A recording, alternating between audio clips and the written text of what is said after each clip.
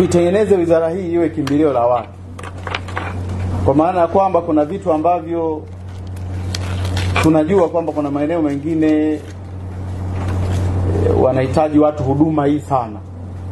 Ni vyema wale watathmini wale. Kuna maeneo mengine katika nchi yetu Tanzania, kuna mkoa una changamoto kubwa sana za kisheria, lazima tuzichambue.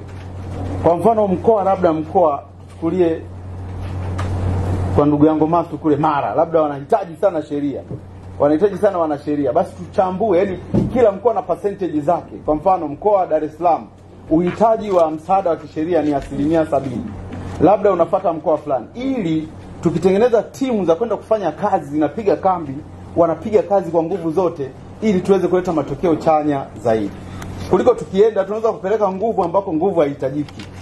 Lakini jambo lingine, ningetamani sana kuwe na ubunifu. Najua tutaendelea kupata nafasi za kusema, lakini ubunifu ni swala la msingi sana kwenye kufanya kazi.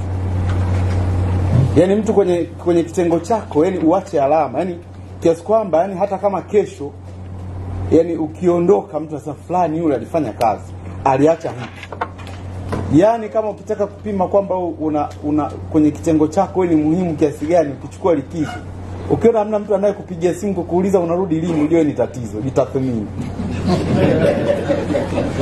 Unasema sasa, unarudi lini bwana, unarudi lini? Ambia mimi narudi wiki ijayo bwana. Why? Yani kuna jambo la msingi sana, ujue wewe ni muhimu kwenye wewe sema. Lakini unaona hata simu, hata siku moja, ujue bora ameondoka kwanza, tupumzike. Tumeelewana jamani?